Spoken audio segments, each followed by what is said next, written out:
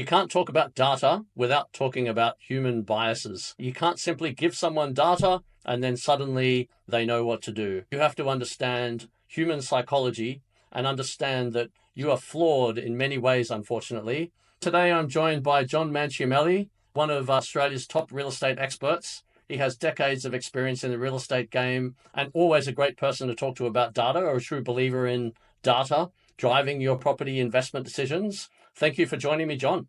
Thank you so much, Luke. Great to be back.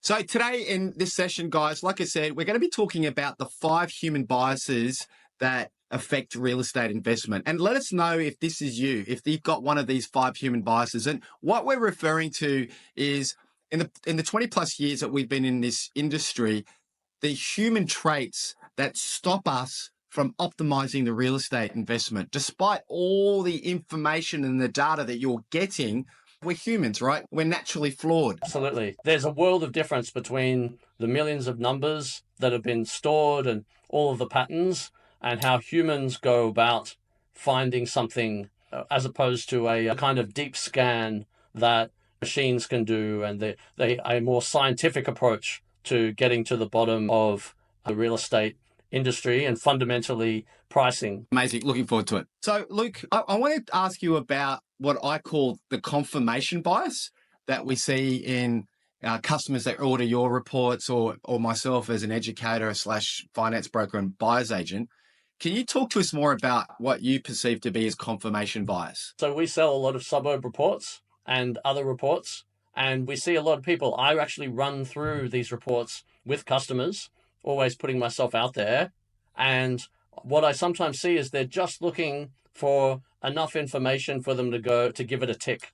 So they'll find something positive, then they get really excited and they say, job done. I love your report because it confirmed what I was looking for. I've made this emotional decision and now I want a little bit of data just to get me across the line. And this is better than doing nothing, definitely, but it's not really a sophisticated way of doing investing. What you're looking for is as many signals as possible that are positive, not merely 1 or 2 that resonate with you. So what you really want is tick as many boxes as possible, and above all else, have a suburb that is massively underpriced. But there are certain times where a suburb is simultaneously very underpriced and there is about to be a correction happening.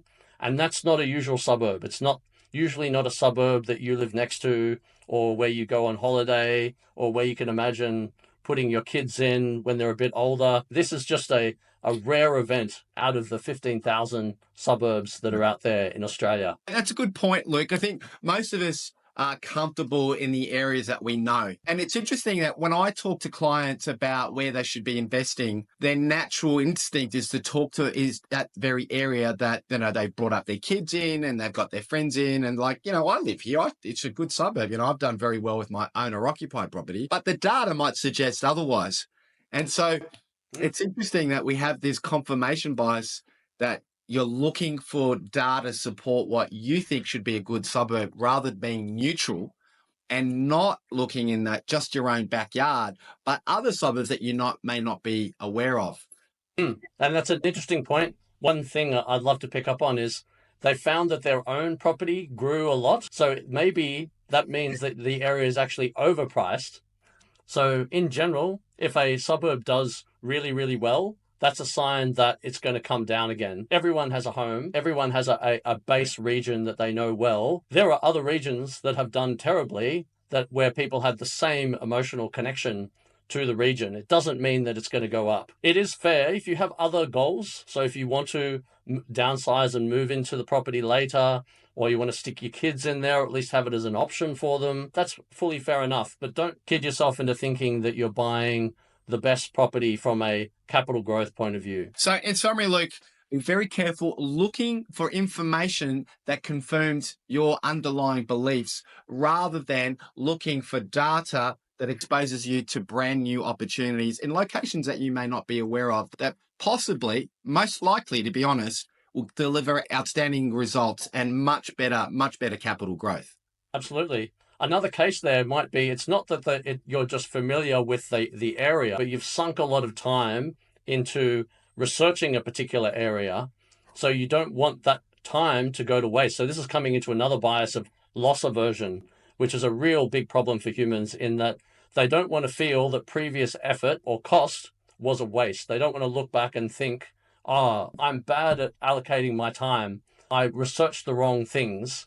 So it's like we've come this far, we've looked at this many properties potentially, we drove out to the area, and there's also an emotional connection. So even if it's not your local area, oh, it just has to be Gladstone. We've been thinking about it for so long. Let's go ahead with this. And people will be like, I don't want to have to start again and do all of this massive research for another area.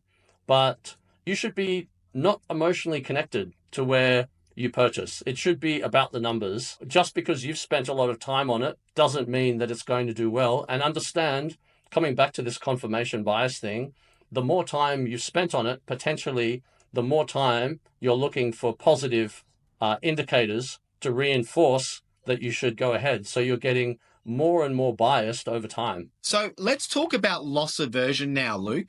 My understanding, correct me if I'm wrong, loss aversion is someone who just simply is too scared to take a risk and potentially lose money. And this may be those of you who actually own a property and won't admit to yourself that this property may not grow in value. All right. And you're going to have to realize a loss and move on. Now, examples like this that I've seen in the last 20 years of people who respectfully have bought off the plan and they are in an area that is swamped with lots of apartments or lots of house and land packages. And they've had that property for 5, 6, 7 years and it hasn't grown in value. So this is where I see a lot of the times investors should be cutting their losses and moving on to other areas that have absolutely much better growth prospects. So loss aversion, and write in the comments below if loss aversion is something you're worried about moving forward in terms of optimizing your real estate portfolio. So absolutely, it could be an area with chronic oversupply. So it may have the ability to keep on creating ever more, whether it be a housing estate or new units.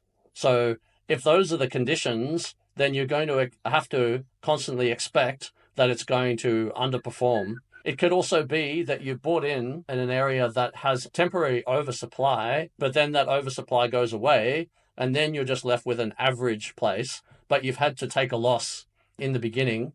Sometimes you'll see, I love the stock market analogies. So I remember when Telstra was first launched, there was T1 and T2. People would buy in and then they would wait until it hit the price that they bought it for. They couldn't sell it at a loss. So it would come back up to the price that it had before and then teeter around there because suddenly you've got all this selling going on. People are not prepared to take that loss. They don't want to admit defeat. Loss aversion is a really big one. It's just human nature. We don't want to admit our wrongs. We don't want to take a loss. But think about the opportunity cost. You may lose $30,000, but you may gain $300,000 by getting into another area. Now, Luke, I'd like to draw your attention now to another human bias that I've come across, and I call it the herding behavior. So my understanding is from what I've seen in the last 20 years is a lot of people don't want to be ahead of the pack. They feel comfortable knowing, hey, I've heard this area is really good. And at the time of recording, for example, Perth, it has been a phenomenal market for the last 2 years. Now, everyone's trying to get into Perth now, but it's too late. So this is why I love your data, Luke, because you allow me to get ahead of the herd and get in before anyone else is getting in there. Absolutely. So humans, we're a social creature. We evolved to not want to go and take risks. We copy one another. We don't want to take risks that other people think is not worthy to take. And that probably works great on the savannah.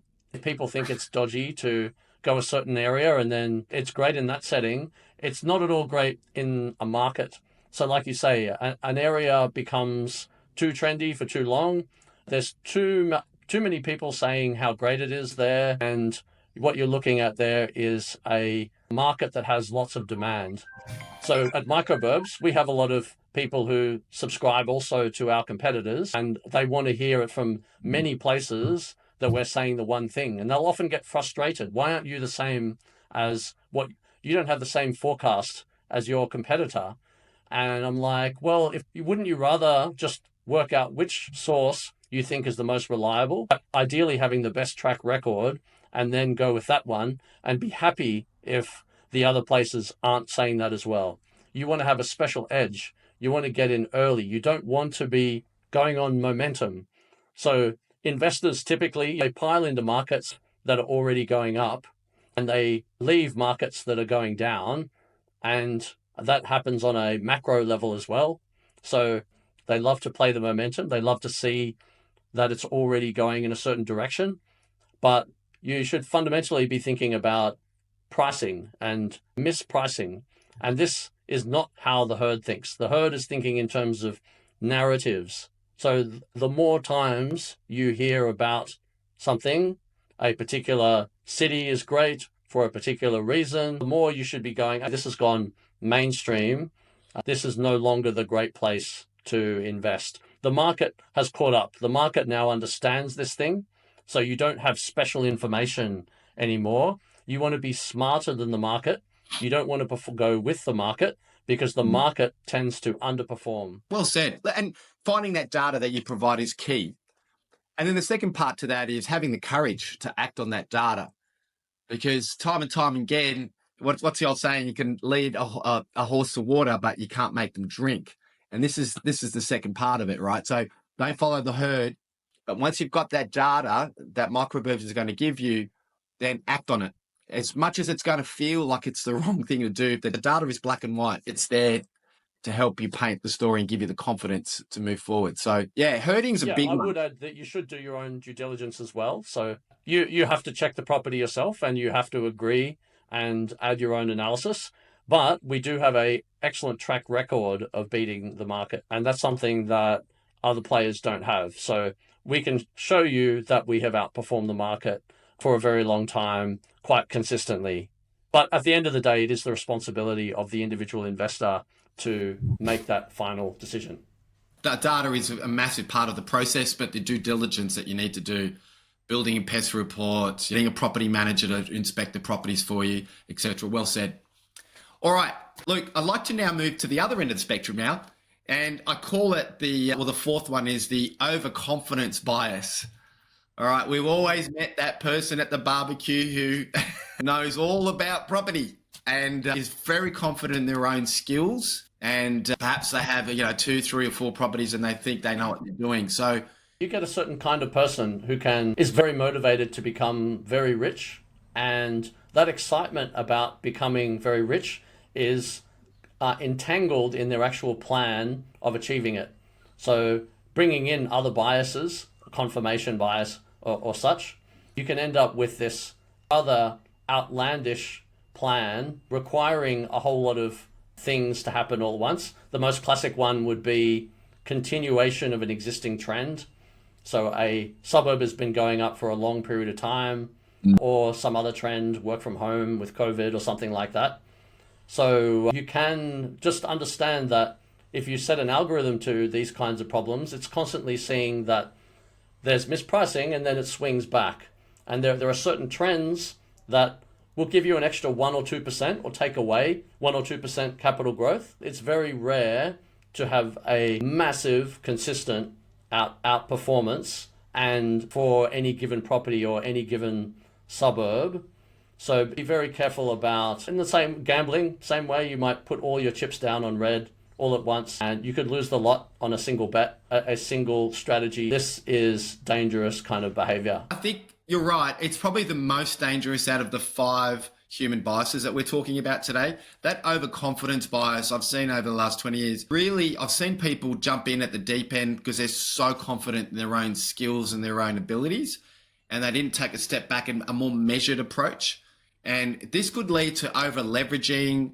This could lead to a concentration bias in a certain area. So they'll buy everything in a certain area, 4 or 5 properties in a certain area.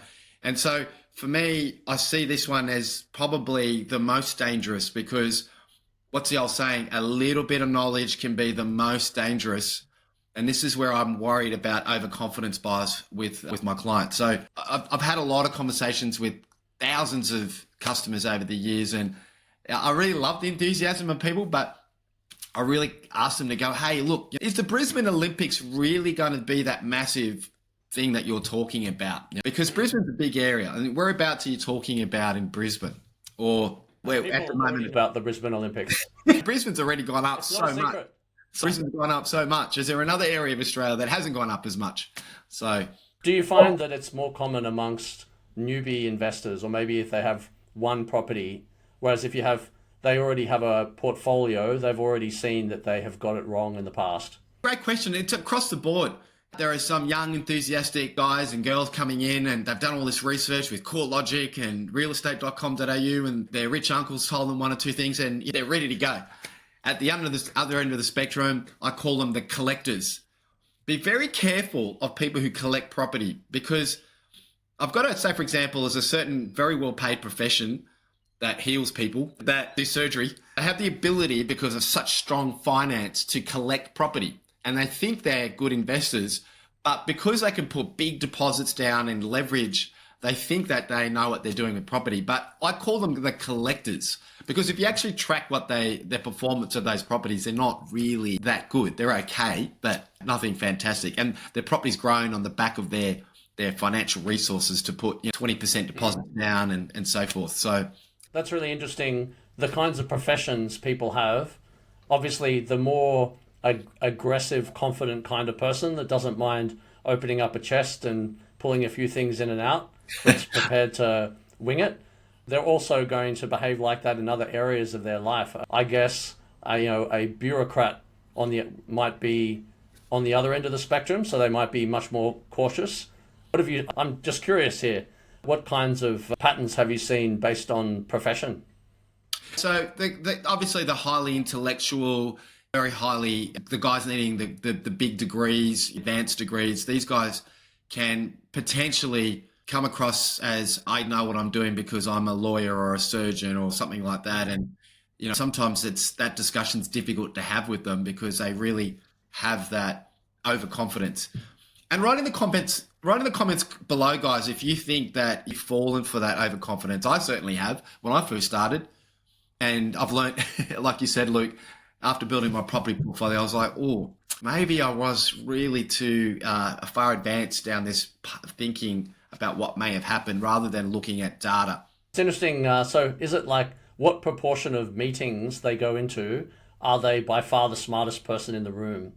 Yeah. So if they meet a patient or something, then they always know better, and the patient won't know better than them. Whereas in different other professions, they might get questioned a lot more, and so they naturally have to question themselves. That's a really good point, and you've actually reminded me of a story I was lucky enough to listen to Richard Branson, and the interviewer was asking him, what do you put your success down to? And he basically said he just surrounded himself with people that were smarter than him. And so it's very clever. He's had the intellect to realize, I'm going to sit back and collect the knowledge and the intellect and the advice from people far smarter than him in each of those individual parts of his business. And to your point, a lot of these surgeons or lawyers who are used to everyday giving advice, it's hard for them to wind that back and perhaps go, well, tell me what you know in your field of expertise and so forth. So overconfidence is a big bias that a lot of people that I come across with. But anyway, the last one, the fifth one that I'd like to go through is a bias that I call an anchoring bias. Now, this is something where I've noticed where people are so fixated that only X amount should be paid on a price, for example, right? This is a situation where they expect a trend to be exactly the same as to what a previous trend happened. And so they're anchored across these assumptions, and they're not moving with the times, they're not moving with the market, they're not adjusting their price and so forth. So, Luke, have you got any thoughts on anchoring as a bias? People get quite attached, so they might look at one or two similar examples and go, oh yeah, my house can't be worth less than their house because mine has a fireplace. And so they will get very emotionally attached to a particular price. Often bound into that is just holding off on a negotiation. So they mix in the actual pricing of the asset with just a negotiation strategy, whereas you should separate the two. So objective pricing is going to be a different matter to what you can actually get in the market. So what you want is to have lots of buyers. If you're selling an asset, that's going to raise the price. If there aren't that many buyers, then you are more in a seller's market and you have to accept it.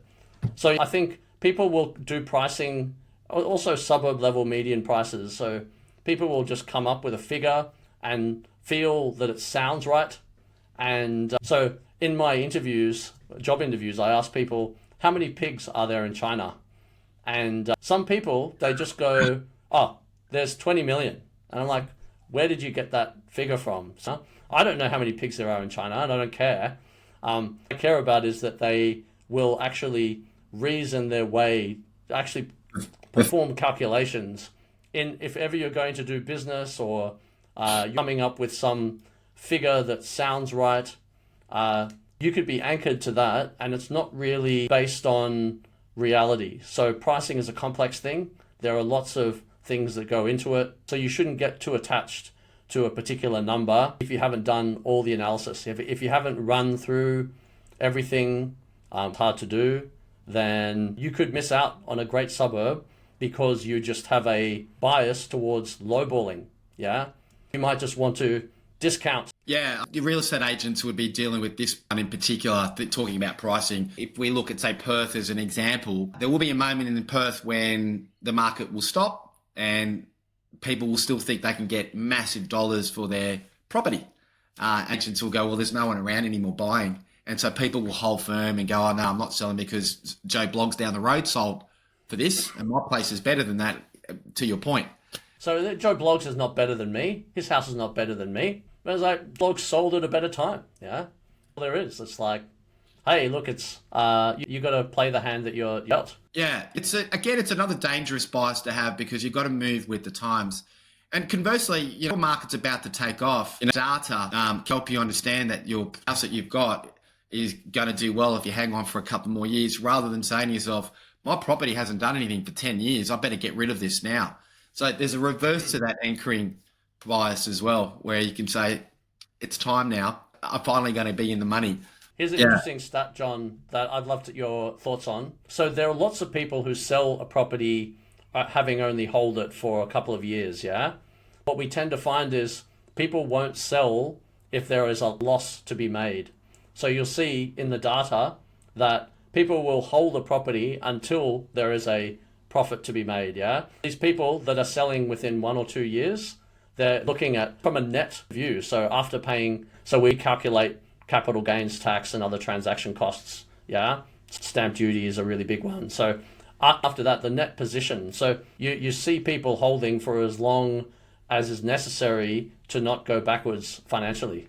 Yeah, back to that loss aversion as well. So yeah, thankfully we've had some good periods in the last 4 years in Australia where Australians, generally speaking, have done pretty well. Not everywhere, but yeah, pretty well. Yeah, one thing I would add actually is that you, as an investor, you might be looking back at your first investment and it did okay.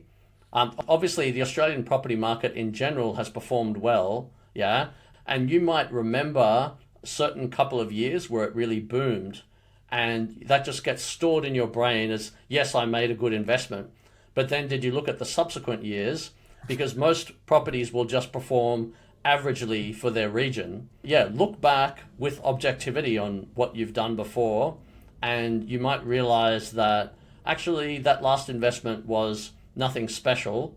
And given uncertainty in the world, next time you might want to have an edge. Well said, mate. Great pearls of wisdom. Thank you, Luke. So guys, for those of you watching, I really hope that this session has helped you understand that we're all humans and there are going to be some biases towards how you perceive your real estate portfolio or how to build your portfolio.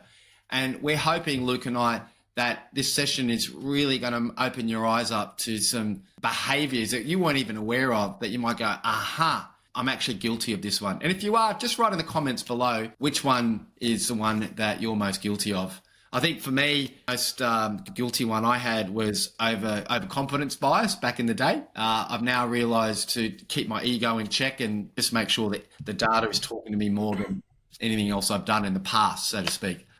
But yeah, Luke, thank you so much. I really appreciate this session. John, if people want to learn more, how do they get in contact with you? Busy hunterwood.com.au or send me an email, John, JOHN, at hunterwood.com.au. We're always keen to talk to our customers, so you can always reach out and get a one-on-one session. Just go to microburbs.com.au. There'll be links below, and from there you can go out to all of our socials. So we're on Facebook, LinkedIn, X, Insta, TikTok, everywhere.